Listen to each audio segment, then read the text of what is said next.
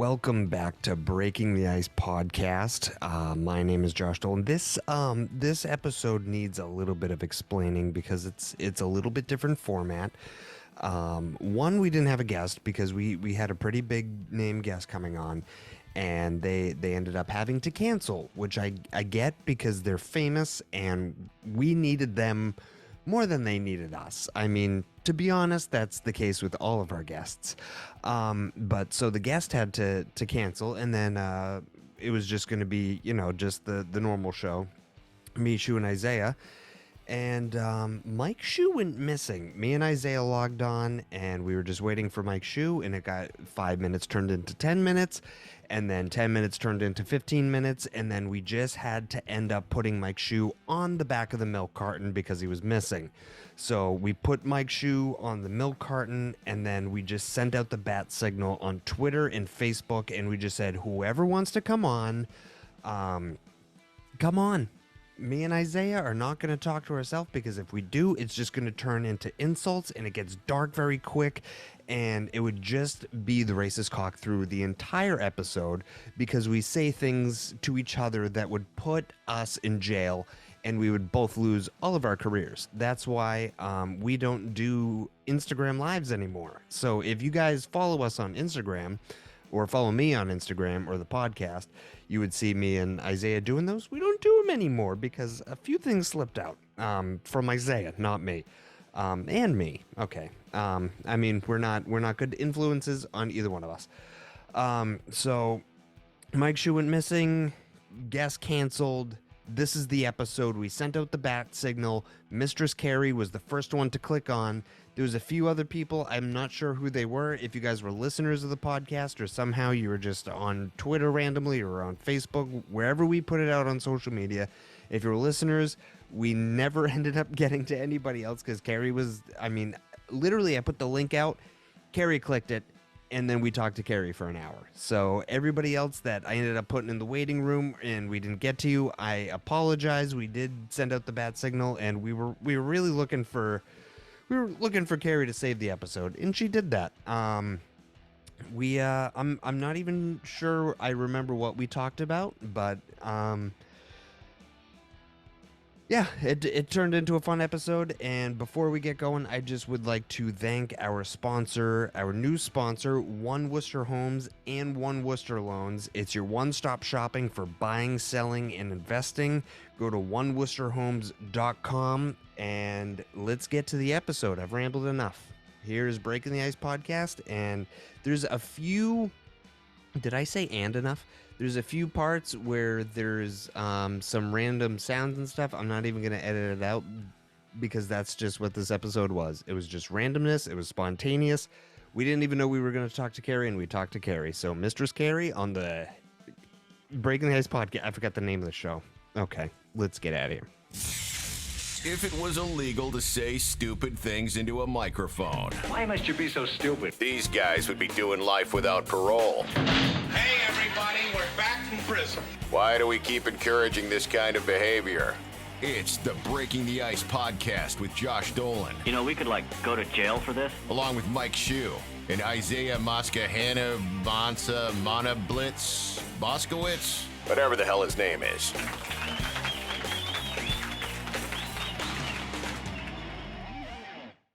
What are you guys doing? Oh, Whoa.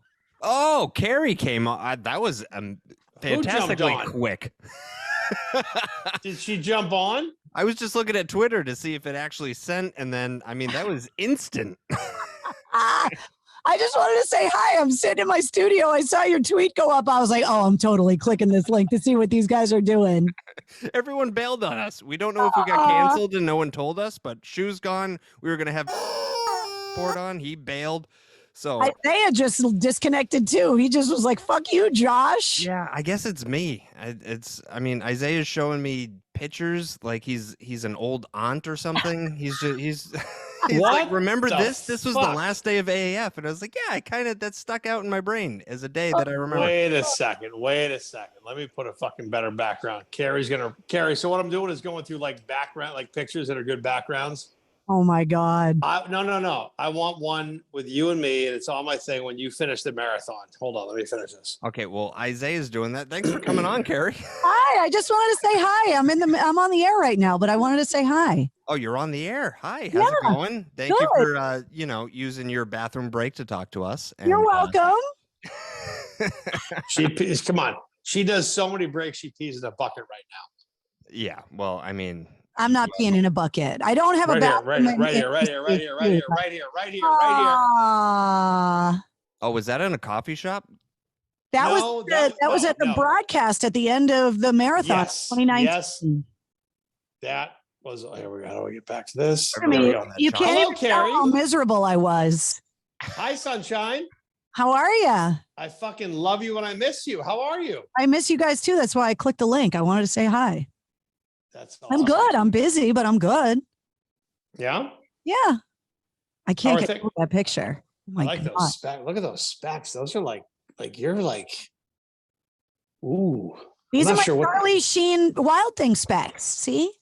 No, it's all no, but who's the guy that does the apartments? The guy that was in The Fly, the guy that was in like Jeff Goldblum. Oh, dude. You'd fuck him. I love me some Goldblum. He's my I know you do. He has been for years. He's in the new Jurassic Park movie too. Right? Can you imagine? They're actually making another one of those movies. Yeah.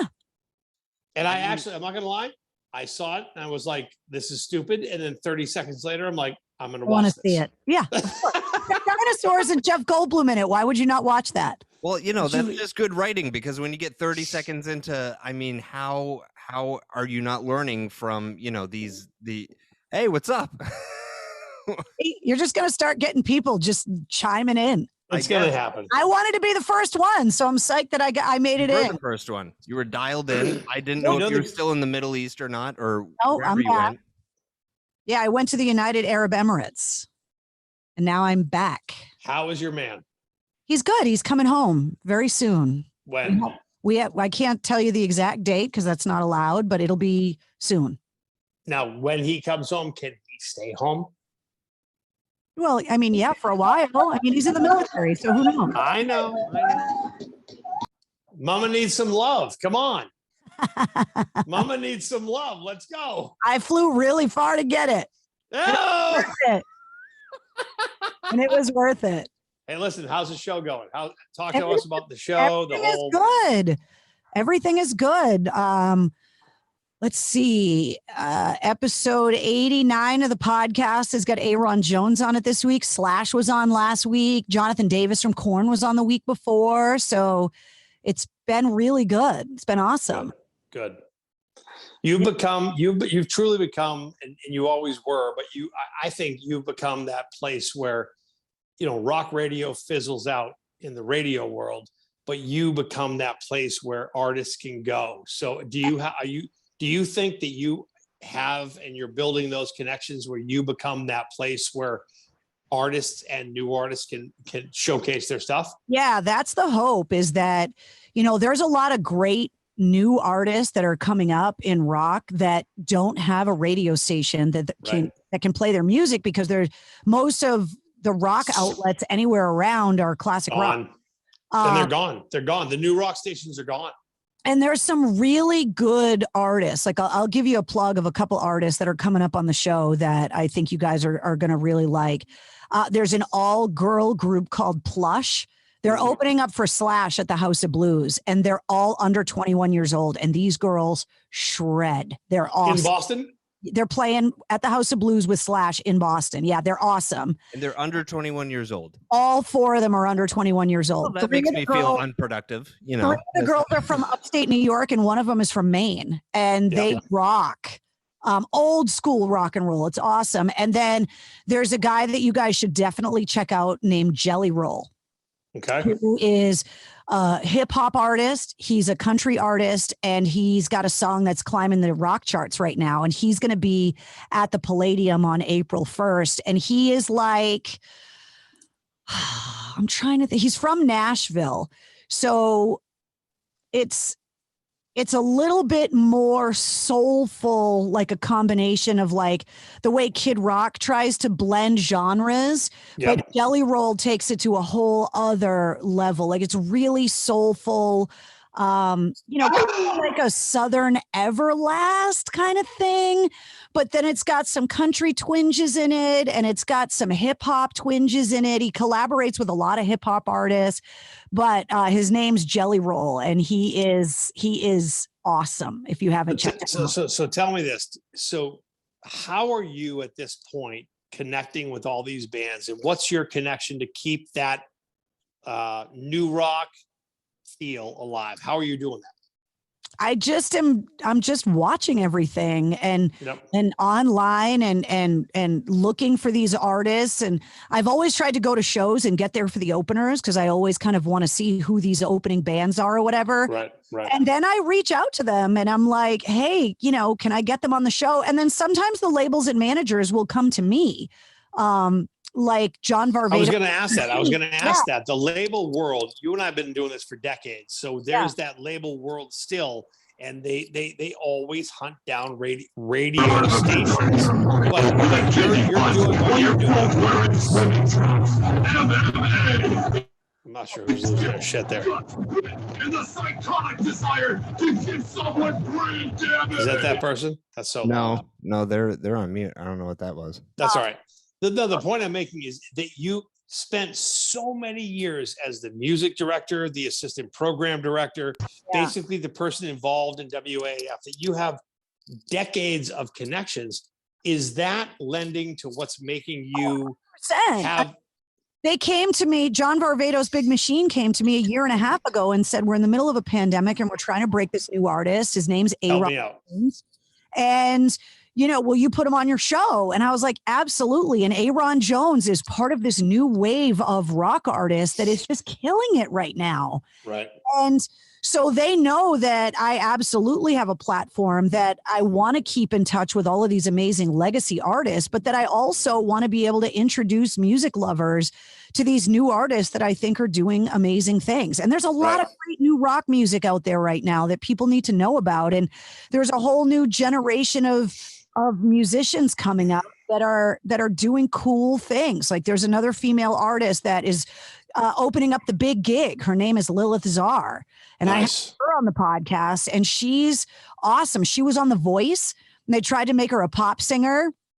She's just not. She's all rock attitude. She doesn't. She's gorgeous and just raw and so punk. And I had her on the podcast. We talked for like 3 hours, and neither one of us wanted to stop talking because it was so much fun. So there's a lot of great new artists out there, and it's just harder and harder for them to find kind of a mainstream like radio way to expose their music, which is why I put them on the podcast. And then every episode of the podcast has a playlist, and I propagate it and fill that playlist with all of that artist's music, all the other music we talk about. Well, Friday nights are like this. Screw you, Mom. I want to get laid. You long for a different time when we were I don't know who's in the chat. I mean, this is what happens when you put it on. Hitting kids works wonders. Josh has got to go through and delete all these. There we go. So former U.S. Marine. With my easy system, I'll turn your destructive, unruly kids around fast. So, Carrie, one of the coolest things, like you and I worked together for years, and one of the coolest things on the side that you would know, Josh, is that every day I would check in with Carrie, and you would fill my inbox with new music. Remember that? Yeah. Be like, hey, check this out. Because it was so cool. It was like I did the sales end of things, and then I started doing the on-air stuff. Didn't matter. I was just like, you have your fucking thumb on the pulse of shit. And she would always fill my inbox with this crazy new fucking shit, which is what I love because I'm a music guy. Yeah. And I always know that that's what's going to move things forward.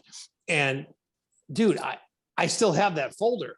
You used to fill every new rock song. Didn't matter what it was. Yeah, just check this stuff out. Check it out. You were just like, Isaiah, we were talking about this earlier today on the phone. Speaking of new rock on the radio, when when you were doing weekends on AF, and then you would have me on, and we would just talk for like an hour. straight.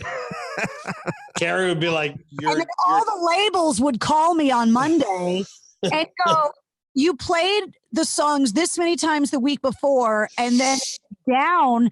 How come? And then I'd go and look at the logs and be like, oh, because Josh and Isaiah just talked for a fucking hour and didn't play any of the music and all those new songs that we had promised the labels we were going to play a bunch of times. You guys would just be like, we're just not going to fucking play them. And then I would field all the calls on Monday and be like, I'm going to kill these two assholes. I'm going to kill them. I used to get so mad at you. Like, you guys have no idea. Like, we make promises, like we want to help you guys. Look, I want to have Lenny Clark on the show. Well, that's fine. Have a podcast where you can talk for 6 hours about whatever you want. And this is what we've learned. We actually, what's so funny is think about all that, Carrie. Think about all that and think about where you are now and think about what we're doing now and everything. It's crazy how things, like, we all go through, a metamorphosis of whatever. But you had to be so cognizant of every fucking single minute and what was this and what was that. And now you're in a place. Well, I'm still doing that though, because a little bit, but for your podcast, you can do what the fuck you want. I can do what I want, but I still have to make promises on. Of course, I'm going to promote things and sending out social media links and making sure that. But you can also, but the difference is you can be you for as long as you need to be you. And that's what's being sold.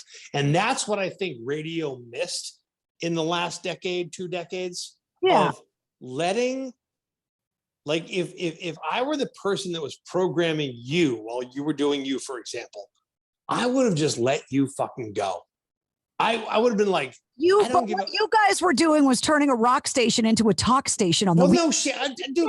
We were fucking around on a weekend show. We're joking, but in the grand scheme of things, I saw it for enough decades that I really truly believe that kind of stuff, obviously much more focused and prepared and whatnot, is better than just fucking playing 2 songs and a promo and 2 songs and a promo. It totally is, but I'm listening to Mistress Carrie to hear Mistress Carrie. Yeah, you are, but you're also listening. The one thing about a music station is that no one person transcends and is more important than anything else. Like, yes, sure, people would listen and still do listen to me on the radio because they want to hear me, but they also are coming to that station and listening to me because the music is something that's in common. It's a common language.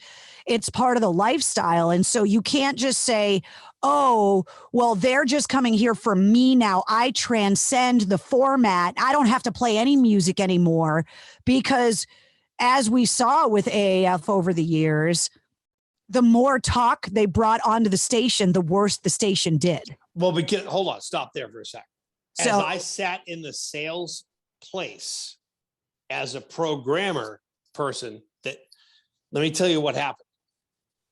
There was a fucking study that was done, and you and Greg and Mike. Yeah, all the perceptual stuff. Yeah. No, but hold on. The top. So what you say about music is true. Yes, we like to listen to Welcome to the Jungle. We like to listen to this. But you, honestly, at that point, when I listened to this in a sales meeting for Intercom, I was like, okay, so you fuckers are saying that the fucking personalities are what runs this, but you're stifling these personalities to play songs. Not saying that you can't be behind. Personality is not correct, Isaiah. It's not stifling the air personalities to play music on a formatted station that plays rock music. That's not. Do you think you had the freedom to do whatever you wanted? Well, no. I was in a different position because I was the assistant program director. But did you think from the day you started at Nights, you had total freedom to say whatever you wanted? No. Yes. You did? Yes. All the time. To say whatever I wanted, or for how long? Those are two. How long? How long? That's not the same thing as saying I could. Sorry. For how long?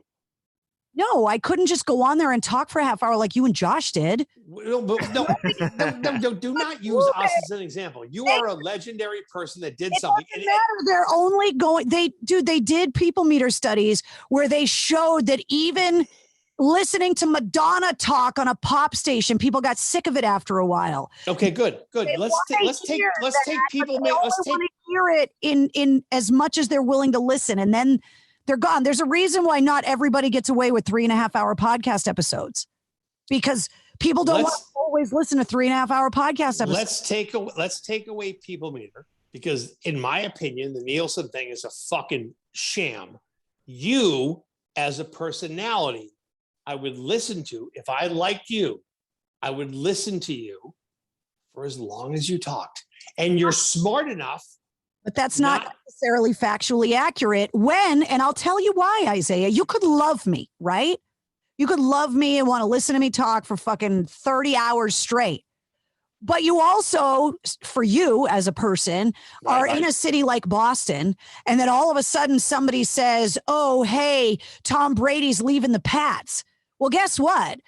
You love me, but I'm not the expert on Tom Brady and the Patriots, and you just hit the button to go to one of the sports stations to find out what's going on with Tom Brady.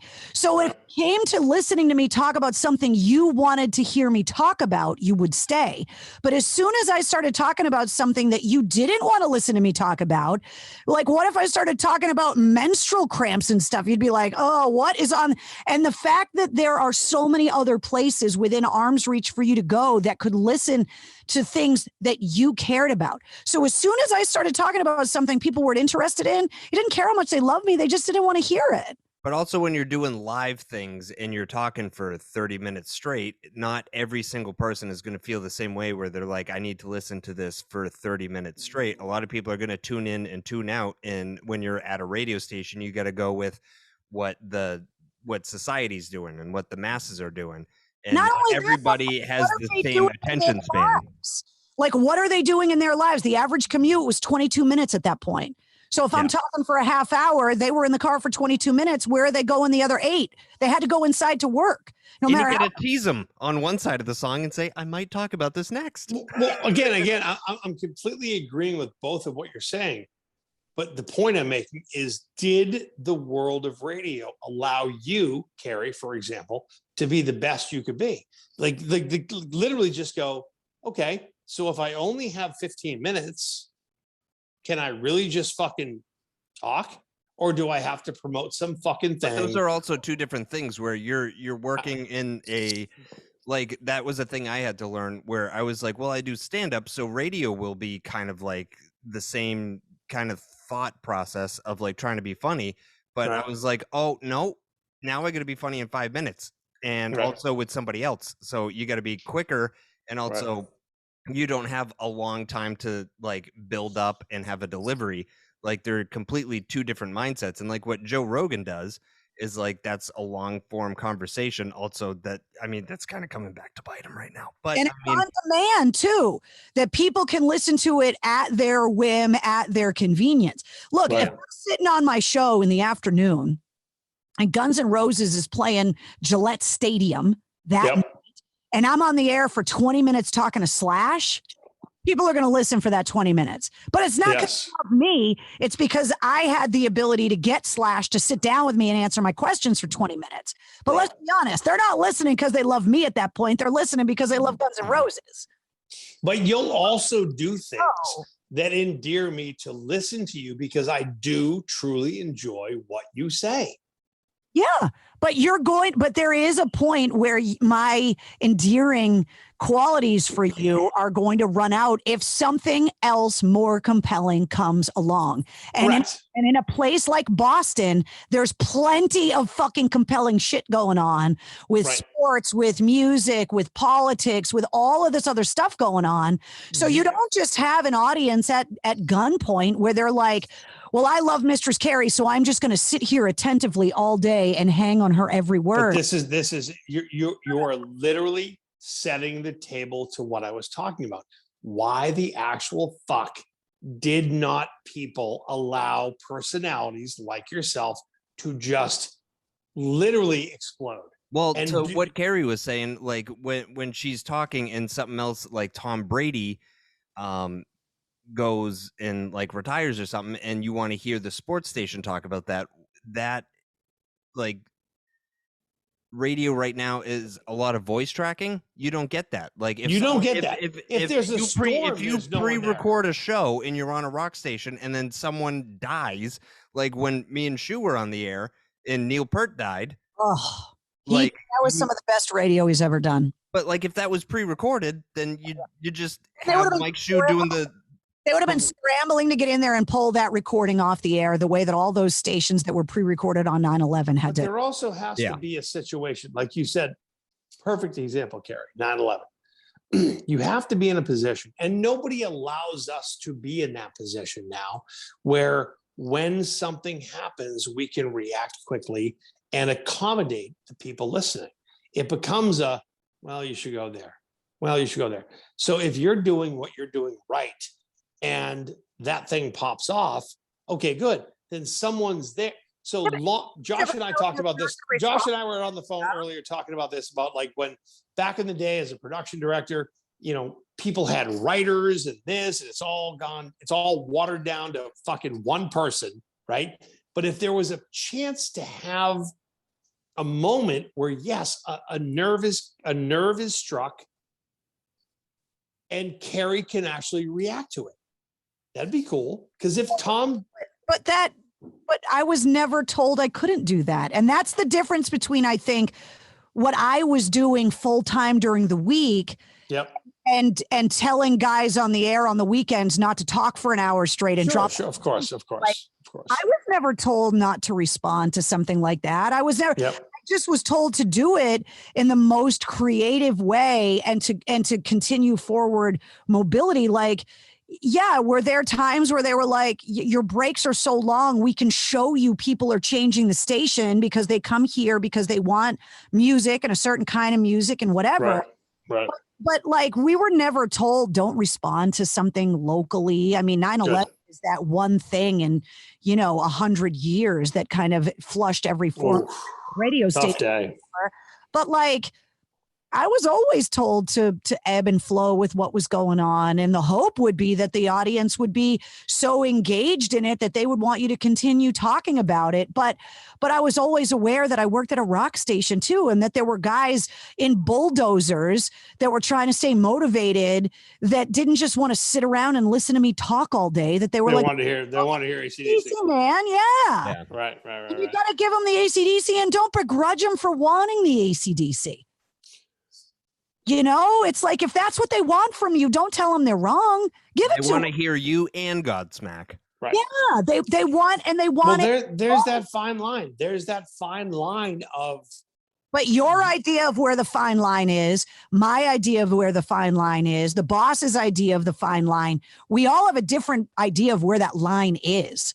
So you could say they're wrong. They're going to say you're wrong. I could be like, well, I'm the one, I want to dictate where the line is. And they were like, well, that's great, except you don't own the station. Right, so right. Everybody can debate where that line is. Like Hillary for years was told, we want you to play music. And he was like, I don't want to play music. And they're like, well, here's all the research that says that the audience would love for you to play some music every now and again.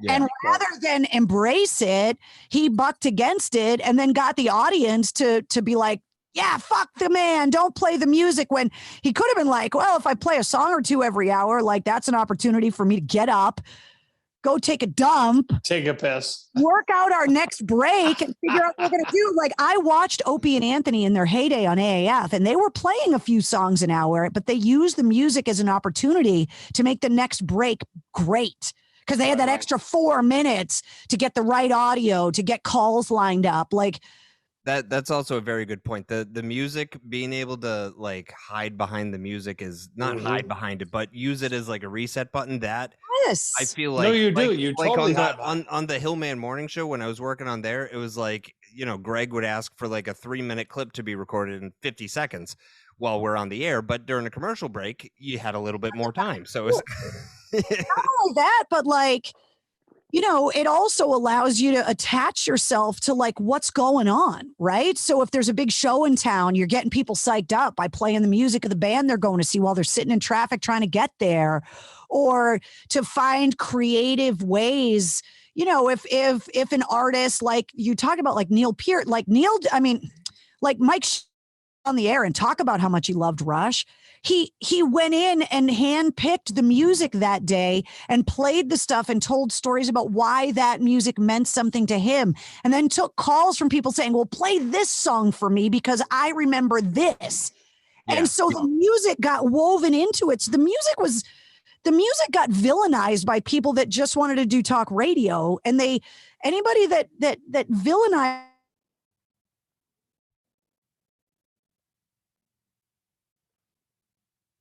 music. I wanted to play it. I wanted to debut new songs first. I wanted to, there were days where I would get into the radio station and we would debut a new song and I would play it and the phone lines would light up and I'd be like, you know what? I need to hear that again. So I'm just going to play it a second time, just because the first time around wasn't enough for me to digest it. It's like, I need to play it again. And the audience would be like, fuck yeah, play it again. Why not? Like, right. Do that kind of stuff. But the music was always part of it. Play games with the music. We had theme things that we would play where we'd be digging through the library looking for songs that had colors in them or chick names in them or just like ridiculous things, because it's this language. And I ask these questions all the time of artists on the podcast to get them talking about the music that they grew up listening to, the songs that influenced them, because I know that that's something that's going to strike a nerve with the audience where they're like, oh, I fucking love that song too. Oh, he is a really good guitar player. I remember where I was when that album came out. And all of a sudden it's this common language that we all share. Right. So I think that just, saying something like we didn't have, the control we wanted to, it's like sometimes I'll use NASA as an example. Sometimes creativity comes out of parameters and limitations, right? Mm-hmm. Yep. So you go, okay, astronauts and engineers, this is how big the capsule is. This is all we can take into space. Figure out how we're going to get all the things we need up there in this amount of space. And amazing earth-shattering inventions have come out of being given boundaries that you had to work around. How many times did you hear a guy like Stern have to get creative to talk about blowjobs because he couldn't just say blowjob on the air? Right. Yeah. And then like on the Miss Mantown things, like you had to come up with code words for Dr. Bombay and creativity and limitation that I think sometimes people blame the limitation and not the lack of creativity. And then you also associate that with that show and that station. Yeah. Like, we had the captain of the Worcester Railers on, and he was like, I was a huge AAF fan, and he like one of the first things he said was, I remember like Dr. Bombay, and I was like, can we even leave that in there? Like, we know what it means, but I was like, you're the captain of the Railers. Should you be saying Dr. Bombay on the podcast? I don't know. So I think sometimes being forced to kind of dance in your dance space forces you to kind of go, okay, how are we going to do this and make it really funny and creative? And I'm not saying all limitations are good, because trust me, like there were always times where we'd be like, come on, let's do this. It's a little crazy. It's a little whatever. And we would always motherfuck the lawyers for being the fun police or whatever. But like, well, there's overkill too. I mean, yeah, but we're all seeing, like we were talking about Rogan, like we're all seeing that it doesn't matter how free you think your microphone is. Yeah. Right. If you have an audience that if you get too much power and they don't want you to have the power, they're going to try and take you down. But that's a whole different world. You have to say. Yeah. No, it's possible that a majority of Rogan's audience, if they were part of one demographic and he said something to piss off those people, that they'd be like, fuck you, man. That's a whole PR move. But anytime you get in front of a microphone, you are going to be hailed a hero or villain based on whatever it is that you're saying. And that's something we have all agreed to when we sat down behind the mic. Correct. That a big microphone comes with big responsibility. That's right. you know, and how many times have you heard about a small microphone? Some jock in some small market said something and it got the whole company in trouble. Right. Yeah. One station podcast went and backfired and got the whole company in trouble. So sometimes it's the little microphone causing the big problems. That's true too. Yeah, but also going back to the new music, like having to play the new music, even if you don't like that, like just like the code words and stuff, like Dr. Bombay. That if you hear a song for the first time, you'll always associate it with the station you heard it on. Yeah. Like I remember the day I graduated high school. It was the one time I ever heard this band on AAF. I was listening to AAF on the way home from the last day of high school, and it was a band called New Politics. And the song came on, and I got home and I was like, I need to look them up. And I was a lifelong fan of New Politics, but I always remember that drive home listening to AAF, and I was like, say the name. Say it.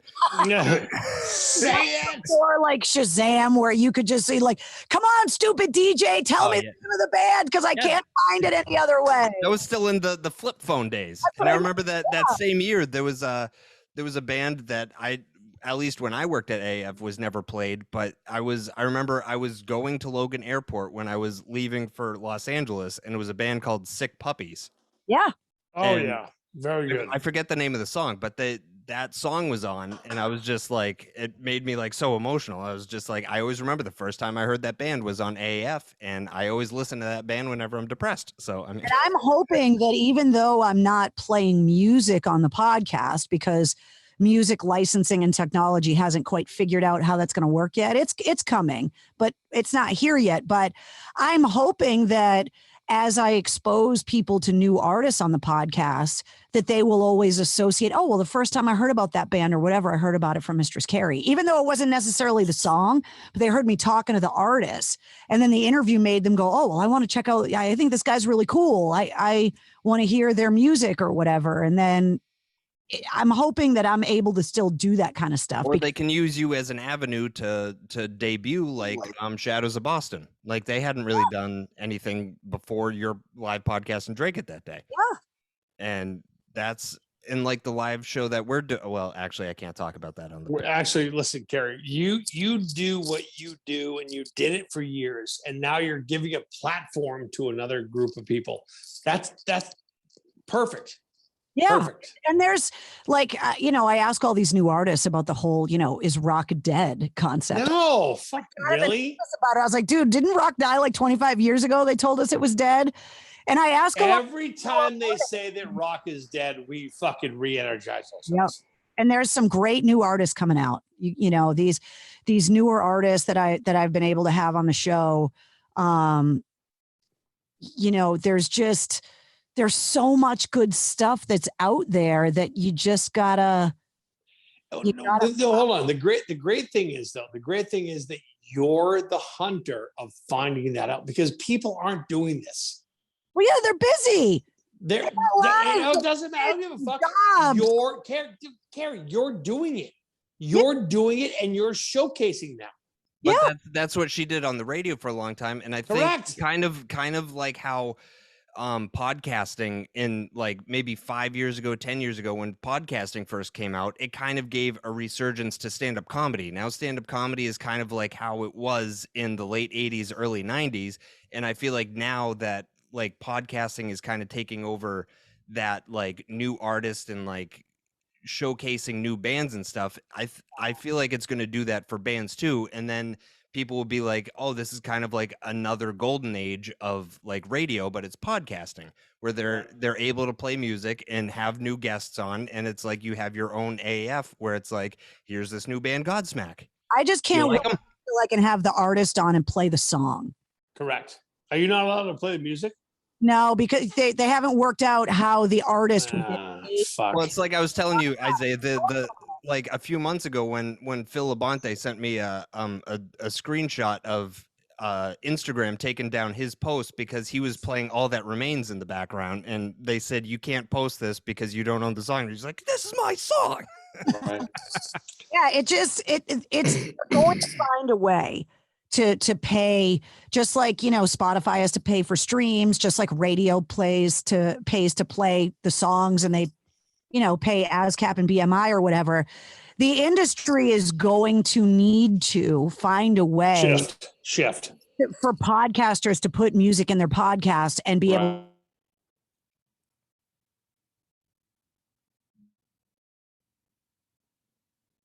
download of the podcast. So obviously they will figure that out.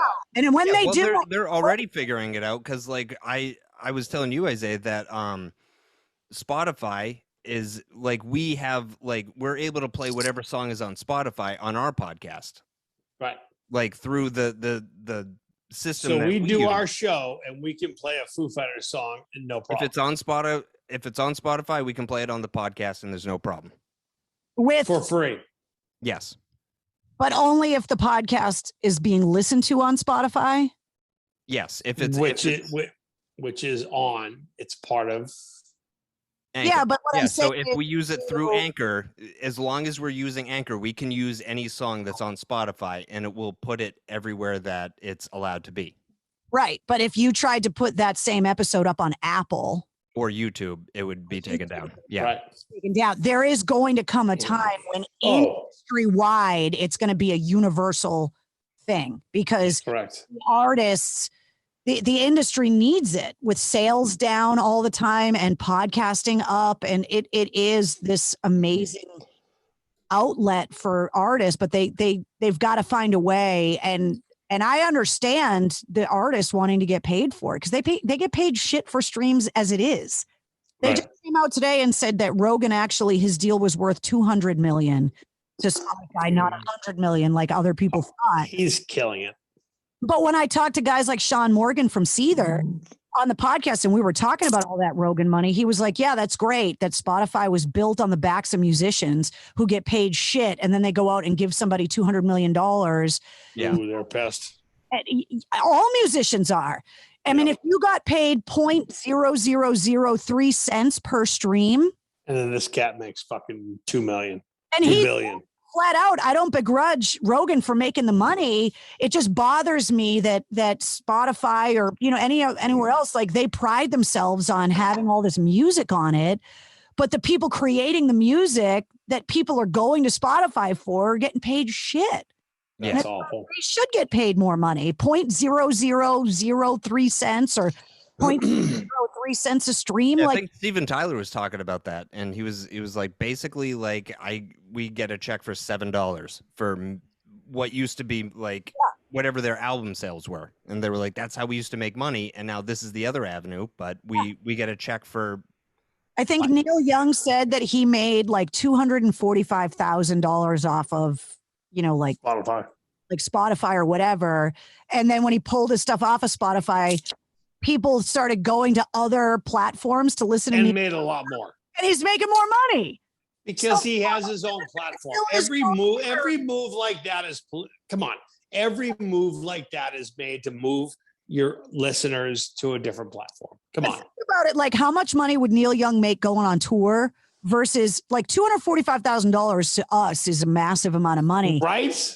That's one show for him. But that's what I'm saying. So it's like Spotify, and I don't just mean to pick on them. I mean, any of these streaming services, YouTube doesn't pay well. Apple doesn't pay. None of them pay well. No. And it's like, can you imagine if they got 1 penny per stream? Right. That would be a lot. I mean, I think we get like a penny per click on Anchor, and I'm still like, wow, we made Carrie, and we've made 13 cents. 13. I mean, what can you listen? Don't begrudge. We're working our way out. I mean, that's just what you got to do. But also, like, everyone sees that number that Neil Young makes $200,000. Not all that goes to his bank account.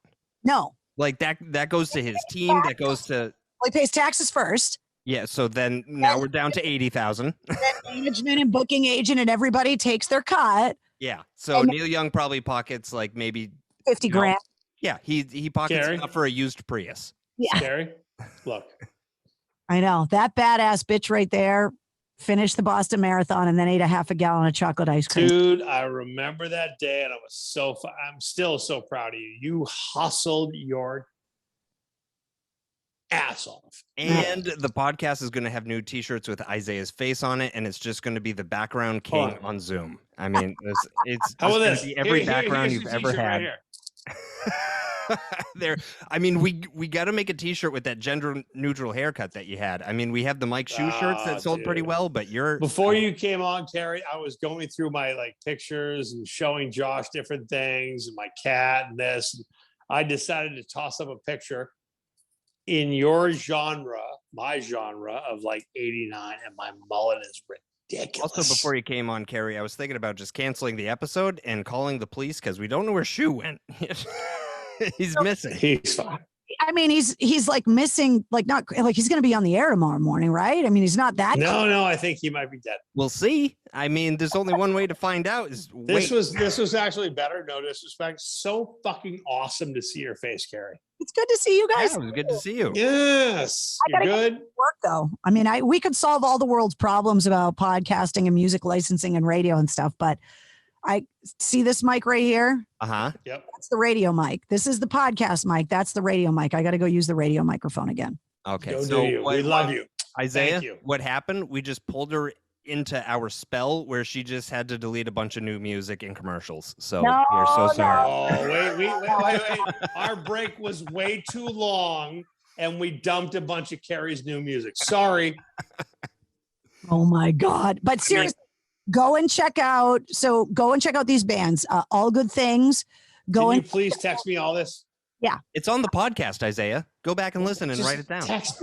No. The way Carrie and I used to operate, she was awesome. She literally would fill this folder. I'm like, oh my God, all this shit. Do you mind texting me everything you're saying? I'll text it to you. But for anybody that's listening, you got to listen to All Good Things. Go listen to Lilith Czar. Go listen to Jelly Roll. Go listen to Plush.